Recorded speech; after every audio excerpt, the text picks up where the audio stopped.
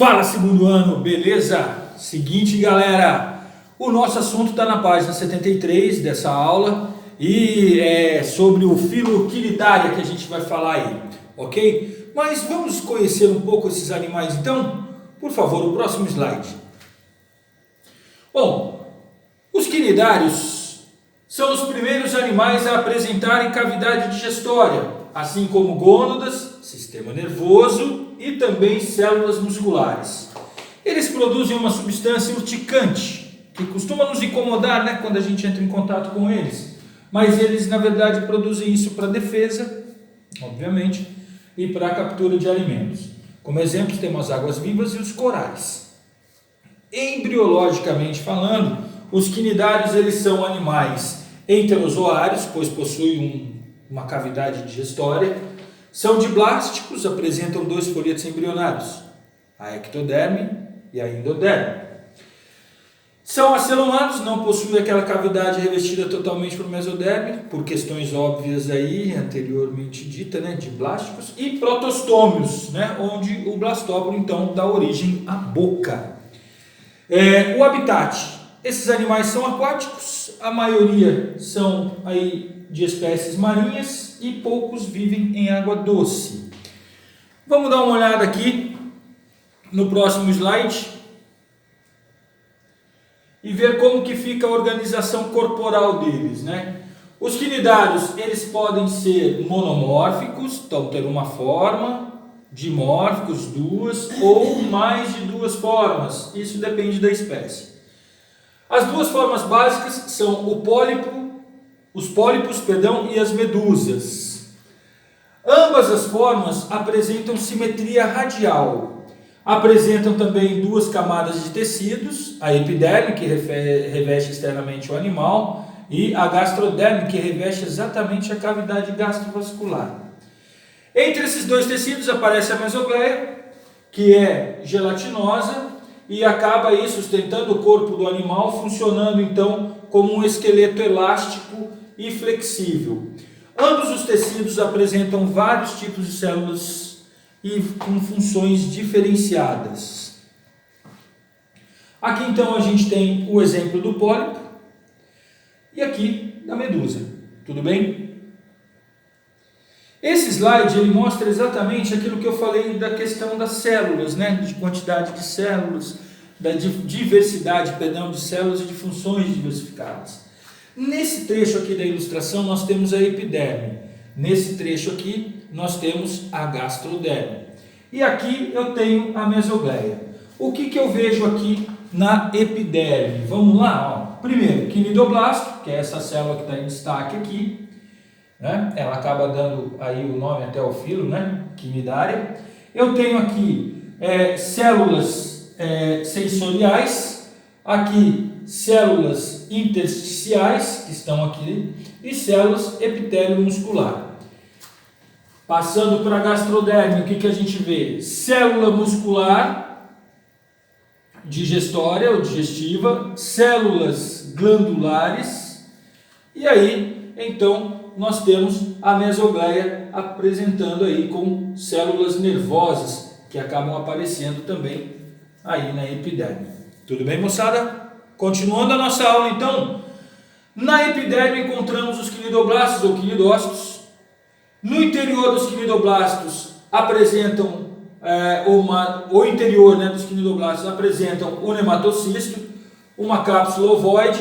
Ela produz a substância urticante e ela é tóxica, né? Ela acaba então causando a morte da presa deles, que seriam aí os peixes, e em nós causando aquele incômodo de ardor. Aqui está o quinidoblasto. Então nós temos aqui a célula como um todo, aqui eu tenho o núcleo, o citoplasma, e aqui o nematocisto, né? E então eu encontro aqui o filamento urticante, já recolhido, né? E aqui o opérculo e o quinidócito, o quinidocílio, perdão. Quando o animal entra em contato, a presa entra em contato com o quinidário, a quinida dispara e toda essa parte aqui entra no tecido epitelial do animal e aí libera então o líquido tóxico, causando a morte dele, ou no nosso caso, aquela sensação de queimadura. O sistema digestório é então formado pela cavidade gastrovascular, não dá para a gente chamar de sistema, porque não é um conjunto de órgãos, né? É uma cavidade gastrovascular, dotada de uma boca, e essa cavidade é revestida então pelas células da gastroderme. Estas células serão aí importantes, pois secretam enzimas digestivas que iniciam a digestão do animal, do alimento. As células musculares digestivas englobam as partículas originadas da digestão e finalizam a digestão do alimento dentro delas. Portanto, a digestão dos quinidários é do tipo mista, né? Aquela que é extra e intracelular.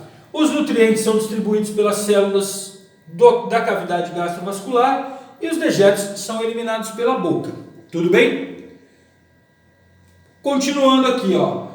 Essas duas ilustrações, ela mostra um pólipo e uma medusa e o sistema aí, né? A cavidade gastrodigestória formado pela boca, aqui a cavidade, onde então, com a ajuda dos tentáculos, ele pega o alimento, dirige até a boca, inicia a digestão dentro dessa cavidade e finaliza dentro das células.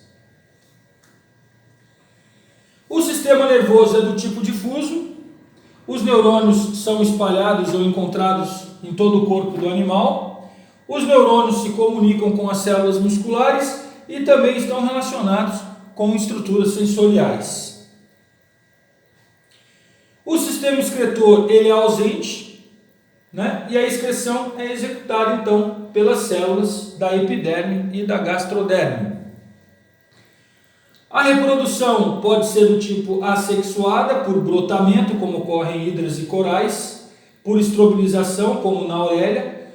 Temos a reprodução sexuada por fecundação em pólipos que podem ser monóicos ou dioicos, e a alternância de gerações ou metagênesis. Vamos dar uma olhada aí como é que são esses processos, então? Bom, aqui está mostrando então a reprodução no sifozoário, né? A gente tem uma etapa assexuada e uma sexuada, então alternância de gerações. O sifóstoma ele vai se reproduzir então, o pólipo aqui vai se reproduzir então por estrobilização. Cada um dos estróbilos forma uma éfira. A éfira ela vai acabar originando então uma medusa que pode ser do sexo masculino e outra que pode ser do sexo feminino. A medusa do sexo masculino libera o gameta masculino, o espermatozoide, que nada até o óvulo, formando então um zigoto. Esse zigoto se desenvolve aí embrionariamente, passando por blástula, gástrula, até formar a larva, chamada plânula. Essa larva então, ela nada até o substrato marinho, por exemplo, fixa-se nela, formando um novo pólipo. No brotamento, nós temos aqui um organismo materno, um processo de clonagem natural, né? Forma-se um broto que, se for uma espécie colonial, fica aderido ao organismo materno e somente cresce. Se não, ele se desprende e se desenvolve lateralmente. Aqui a estrobilização, que a gente viu já, né, na metagênese ocorrendo, mas ela é um processo assexuado, então cada um desses estróbilos são clones desse pólipo. E aqui a reprodução dos hidrozoários, né, uma reprodução sexuada. Aqui a gente tem uma hidra masculina, aqui uma hidra feminina. A hidra masculina libera seus espermatozoides que fecundam um óvulo. E após a fecundação, forma-se então um embrião, num estágio aqui de blástula, após um desenvolvimento, obviamente, e aí ele acaba liberando então o embrião no estágio de gástrula, ocorrendo a fixação dele no substrato e aí o desenvolvimento de um novo pólipo. Tudo bem, moçada? Tranquilo? Beleza? Bom, com isso a gente encerra quinidários, encerra aquele capítulo de poríferos e quinidários, e na próxima aula a gente vai ver a frente B. Beijo para vocês aí, segundo ano, saudades demais e é nóis!